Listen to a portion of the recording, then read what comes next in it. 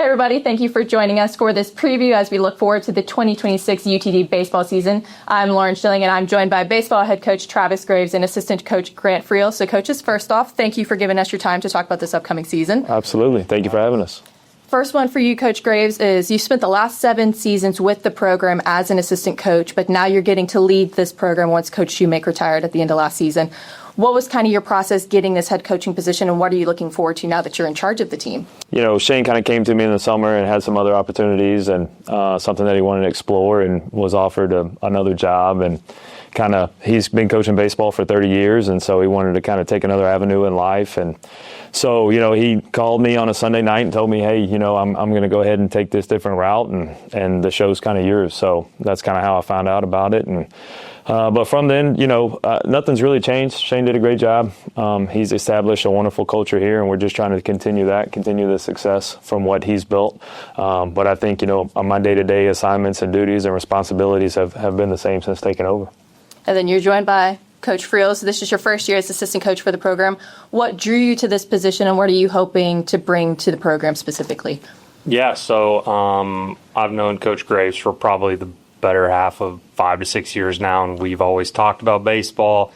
And he's always been like, hey, if I ever get the head coaching job, would you be interested? And so just one thing led to another, and then I've obviously known Coach Shoemaker as well. So when we found out he was not going to be coming back, he gave me a call, and ultimately come here and, you know, just do the best I can, help him, support him, and really anything that's necessary. And, you know, at the end of the day, we're just trying to look to win as many games as possible.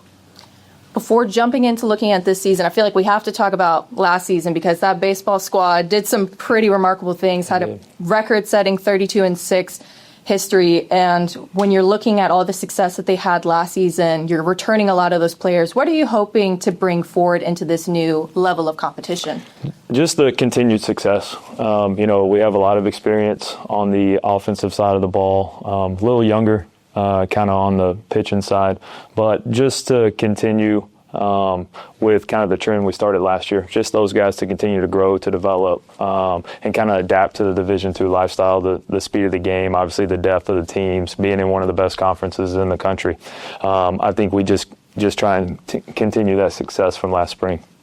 One thing that I noted this season, y'all are mostly only going to be playing 4-game series against these Lone Star teams. You got a little bit of a taste for it last season, but is there going to be a major change in how you're prepping the guys as they go into these extended series against these teams? Not much. One of the changes, you know, like you mentioned, we did the 4-game series last week. In the Lone Star, we played 2 7s on Saturday, so it's actually a couple innings less than what we've done the previous year. So there's really not much of a change or a difference outside of playing on Sunday. I know that'll kind of be something new. We usually kind of a Thursday, Friday, Saturday last year, or Friday, Saturday doubleheaders. But outside of that, everything else is pretty much the same as what we've been doing.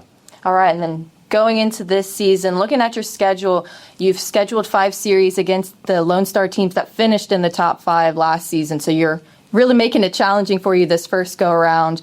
Your preseason ranked 11th. Was that something that y'all intentionally tried to do, was making sure this first season was going to start off with a strong level of competition? No. You know, we like it. We're up for the challenge. You know, that's kind of our motto. It doesn't really matter who we play or anything like that or where we play. We just want to go out and get after it. You know, it's a tough conference. It's a tough league from top to bottom, regardless of where you're ranked preseason. So we're just trying to take every day, one day at a time.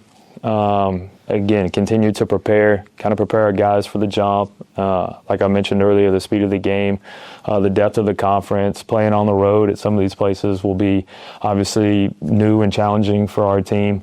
But we're just excited to really get going. And then looking at your players specifically, you kind of mentioned it. This is going to be a young pitching crew. You're going to see a lot of faces that we didn't see last season on the mound. And you've got Derek Holland, a former MLB pitcher, coming in to be an assistant pitching coach for the crew. Besides David Dean, who was your preseason pitcher to watch out for, is there any other player you're really excited to see pitch for you this season? Yeah, we've got a lot of them. We've got some guys with some experience, some previous D2 experience. Tag Pico is one guy who's pitched at Ouachita for the last couple of years. Sam Webster's a guy that we'll use late in the game, who's been mid to upper nines. He's had a good fall for us, and we've got some freshmen as well that have thrown well. that will be in the mix. So we have a lot of good arms. We went out and got guys we felt would give us a chance to win right away at the Division II level. So we're excited to see those guys. This is a really upperclassman heavy team. Coach Shoemake was famous for really utilizing the transfer portal. Was that something coming into both of y'all's first year in this new position? Was that something y'all still really try to continue forward, getting all those guys out of the transfer portal that you could? Yeah, that's something that we've done. Shane and I have done that together for the last 7 years, but we're big on that, especially making this transition. We need guys that have experience, that have been in college and can step on the field and contribute right away, not necessarily develop. So some of the holes, like you mentioned, we have a lot of returners back, but some of the holes that we needed to fill with guys that could step in, we went the transfer portal or the junior college route for that. And then looking from your offense, there were some sluggers out there, had the best record for on-base percentage last season. You're returning 6 of them, one of them being Trent McCown and Nico Fernandez, both of them fabulous players for you. Is there anyone else kind of mixing into the fold that you really think is going to help y'all stay aggressive behind the bat?